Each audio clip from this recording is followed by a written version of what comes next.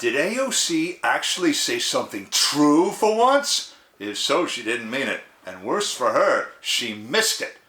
Good afternoon, ladies and gentlemen. This is another Declaration of Truth from your host, Terry A. Hurlbut.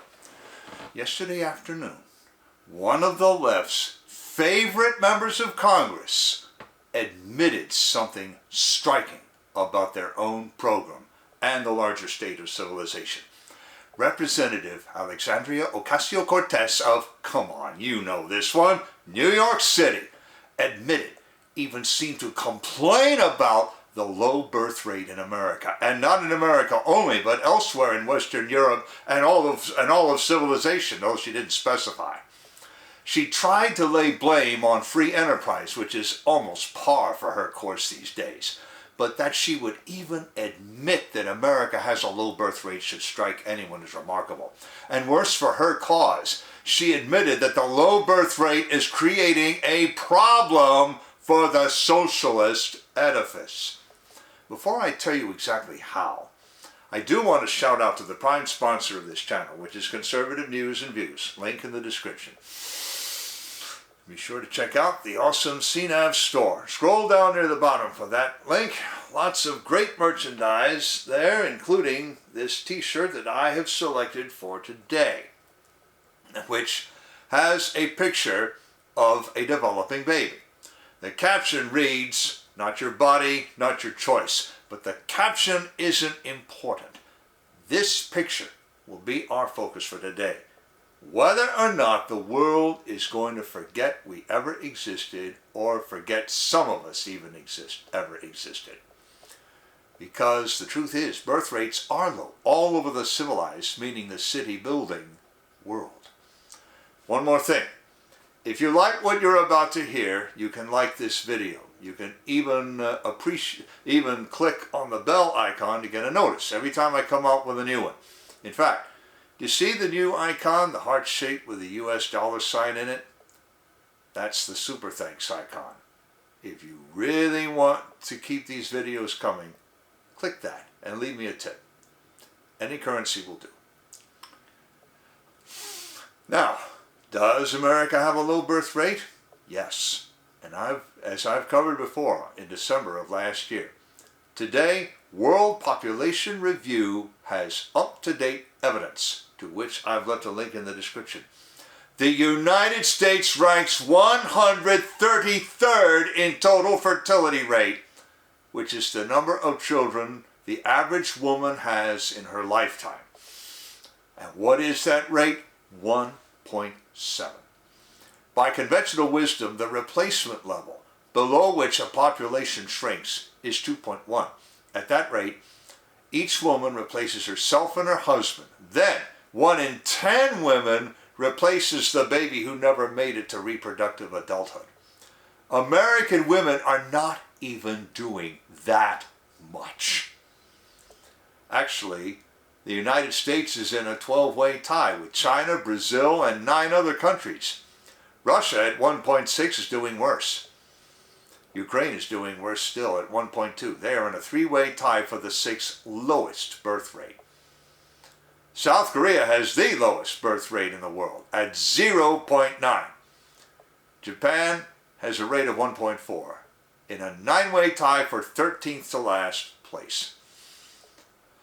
World Population Review has a specific study of the American case. America's population is rising, but more slowly every year. Oddly, their text is inconsistent with their graph, which shows the population leveling off at about 400 million in 2100.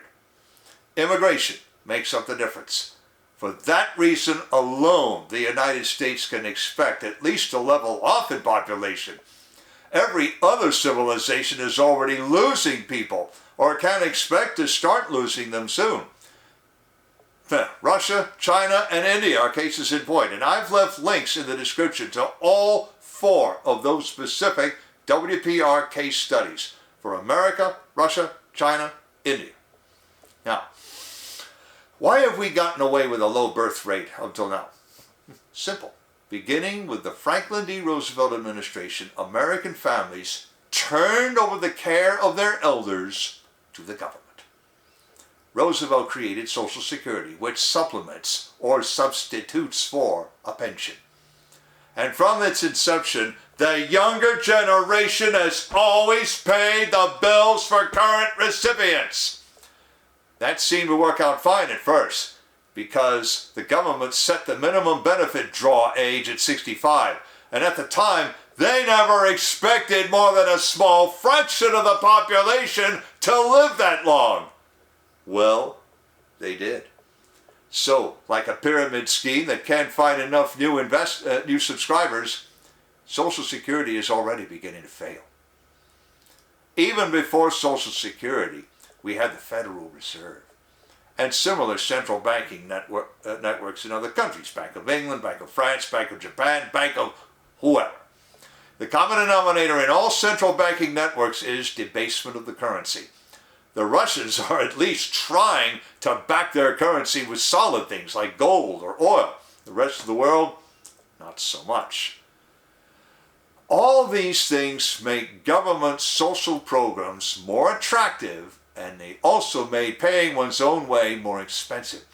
Childbearing and child rearing literally became more trouble than it's worth to many.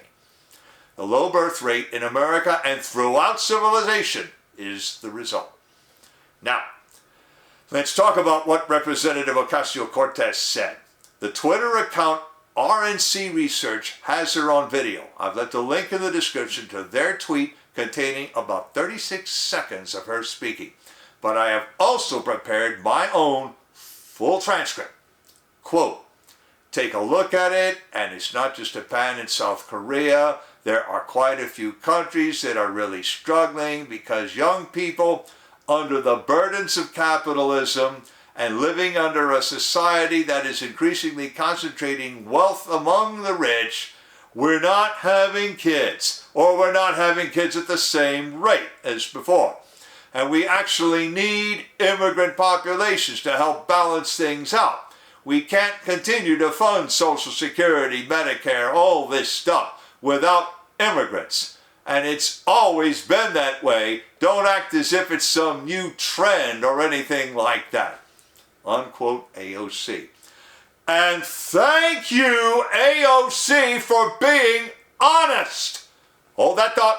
You never expected me to use the word honest and the initials AOC in one sentence without a negative, did you? Now, before I get into the reaction to an analysis of her little speech, I want to shout out to a sponsor who can really help you through the economic storms to come. That sponsor is oursilverlines.com. Do you feel like you're working harder for your money just to get by? You're not alone. The fluctuating economy, employment issues, and unexpected changes in life have left many families struggling over the past few years. Collecting gold and silver can help shield you against many of these challenges. But if you're like me many years ago, you don't know where or how to start.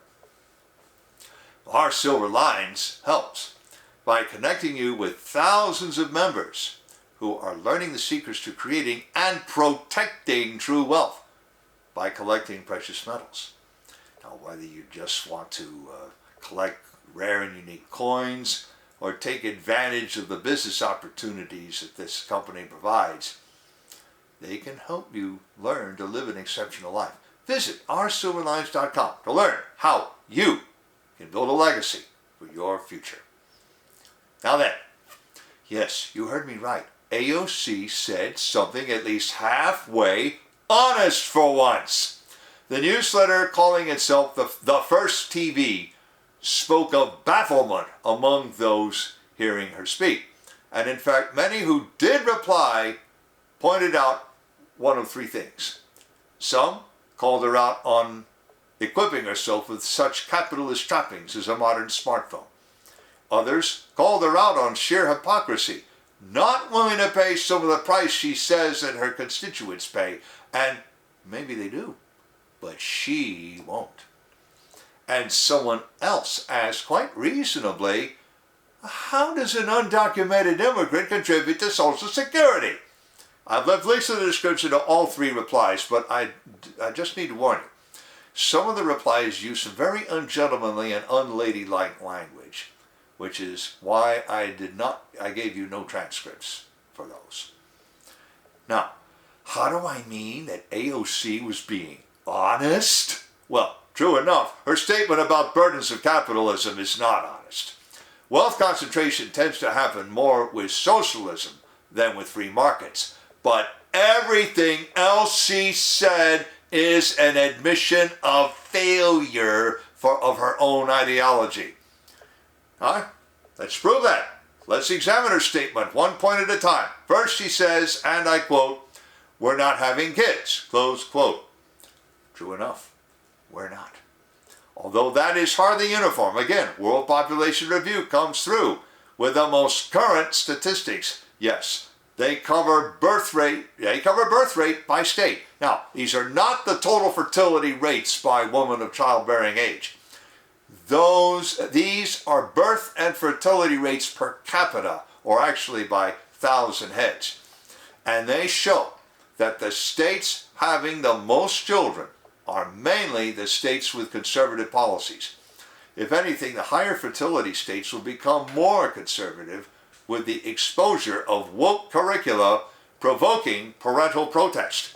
Just so you know, I didn't leave a description of this, link in the description of this, but I do have a link in the description to a better table. Hang on, I'll get to it.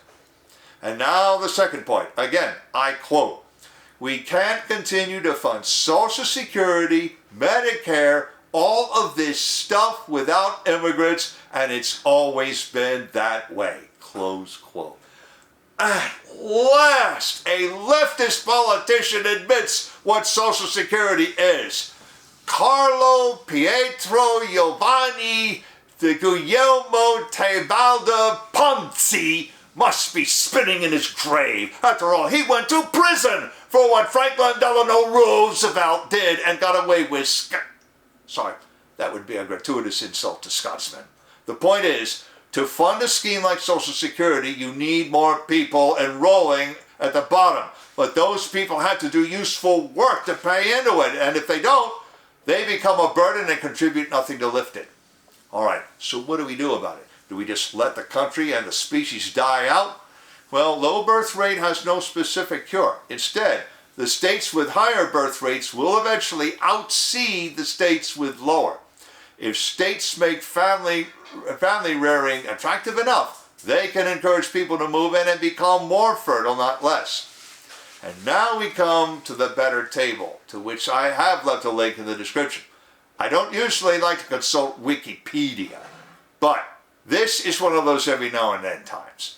They've got an interactive table that appears to have its basis in data up to 2020. According to it, not a single state is replacing its own people today, although Guam and the Northern Mariana Islands are. Even so, the liberal states are less fertile than the conservative states, by and large. The trends do not look promising, but the 2021 term of the Supreme Court set many hopeful precedents. They include, of course, Dobbs versus Jackson Women's Health Organization. But don't forget Carson versus Macon, that overturned Maine's Blaine law. But conservatives must also directly attack the 8 precepts of woke and fully embrace the idea of Christian governance. We must make childbearing and child rearing attractive again and disallow the teaching of woke ideas in our schools, or else we must abandon government schools altogether. The most striking irony that AOC missed is this. Many of the immigrants we're seeing, at least those willing to follow the law, are conservative, not liberal. Case in point, Representative Myra Flores of Texas. That's right, Texas. She is a literal first-generation American, and she displaced an old liberal lion in a special election in her district. And she represents people who still value children. And that, in the end, is the key. Link in the description of the article, to WPR's table showing total fertility rates by country, to the WPR case studies of America, Russia, China, and India, to the AOC video and the reactions to it, to that Wikipedia interactive table showing TFR by state, and to conservative news and views. I've also left links to the awesome CNAV Store and to oursilverlines.com, as I also mentioned. You already know about how to like a video, turn on notifications, and leave a tip. On the end screen, I'm going to leave a subscribe link and links to other videos that I have done on these subjects. This is Terry A. Hurlbut delivering another declaration of truth and reminding you to let the truth set you free.